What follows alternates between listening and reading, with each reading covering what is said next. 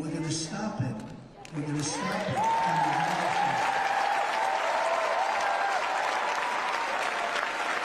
Just this week, two brave officers of the New York Police Department, these are great people, by the way, the New York's finest, and they are fine people, they're great people, were shot in Queens, New York, by a Biden migrant who Crooked Joe released into our country. This monster infiltrated from Venezuela and was quickly given administrative amnesty by Joe Biden. Got amnesty, along with taxpayer-funded hotel room, which is a very nice room, by the way, very luxurious, while he engaged in multiple suspected robberies before shooting two of our finest people, two of New York's finest, as we call them, in Palm Beach County, Florida, last month. An illegal alien criminal who Joe Biden released into the United States was charged for kidnapping an 11-year-old girl from her front yard and sexually assaulting her in the back of a van. And of course, there was this horrific case of Laken Riley. It was incredible. I met the parents, and they'd be here. The young nursing student, beautiful person, beautiful, top of her class, everything. From Georgia, who was savagely beaten and murdered by a bloodthirsty Biden migrant allowed in through Biden after Crooked Joe set him loose into our country. They set him loose right into our country.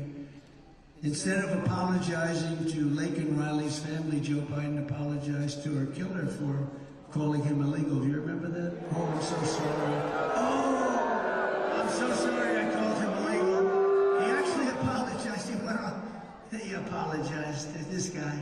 And remember when Biden could not even pronounce Laken's name correctly in probably the worst State of the Union anyone's ever heard. Under the Trump administration, we will not be apologizing to illegal alien criminals. We will be putting them in and pulling them out of our country.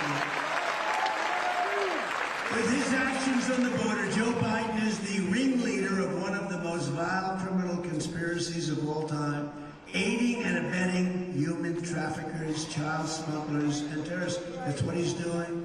They have no fear. They know nobody's going after them. They can do whatever they want. And that goes with drugs. More drugs are coming into our country right now than at any time in our history, times 5 or times 6. We've never had massive amounts of drugs pouring into our country. We fought it like hell. We were fighting. And by the way, you'll never solve the problem without the death penalty. When I was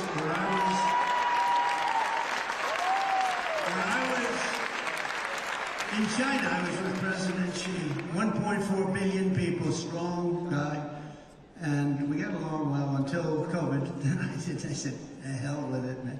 It wasn't.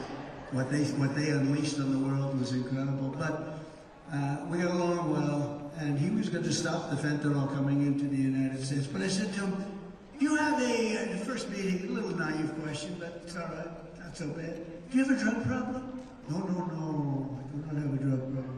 No, don't you have any? No, we have no drug problem. Why? Swift trial. I said, what is Swift trial? Swift trial. What Swift trial is, they catch the drug dealer, and they give him a swift trial, meaning a very fast trial. At the end of the trial, if he's guilty, they execute him. Every drug dealer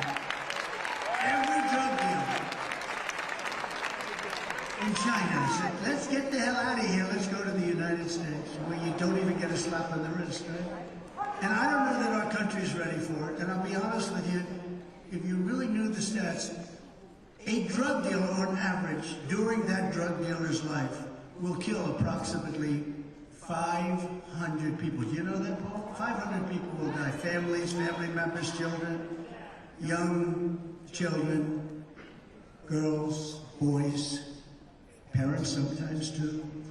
500 people on average. And when you hear that, it doesn't sound so severe. You know, we would set up blue ribbon committees at the White House. We'd get socialites from New York, even socialites from Arizona. They'd sit around the table, they'd talk about it for 5 minutes, and then they'd start talking about what restaurant they're going out to dinner. These people are really tough and they're smart, the cartel people. They run these things like the best corporations in the country. They say they run more efficiently. They know how to do it. They're horrible people. They're killing hundreds of thousands of Americans each year. And when I mentioned it, and I do it purposely, I mentioned the death penalty, and without it, you're never going to solve the problem. If you look at Singapore, if you look at the only countries, essentially, that don't have a problem are people with either really strong crime prevention or countries with the death penalty. And Singapore is another one. They don't even know what you're talking about when you said you have a drug problem. You have a drug problem? No, we don't have a drug problem. Why would we have a drug problem? We have an unbelievable drug problem. We lost last year, in my opinion, 300,000 people. That's bigger than a war. That's bigger than a war. And so many times they're young people. And so many times it was a mistake. They thought they were taking something else. If you take the head of a pin and put something, a little fentanyl on the head, if it's a little bit larger than the head of a pin, you're dead. You have no chance. And this is pouring in from China. And I had a deal with President Xi. He was going to give the death penalty to anybody manufacturing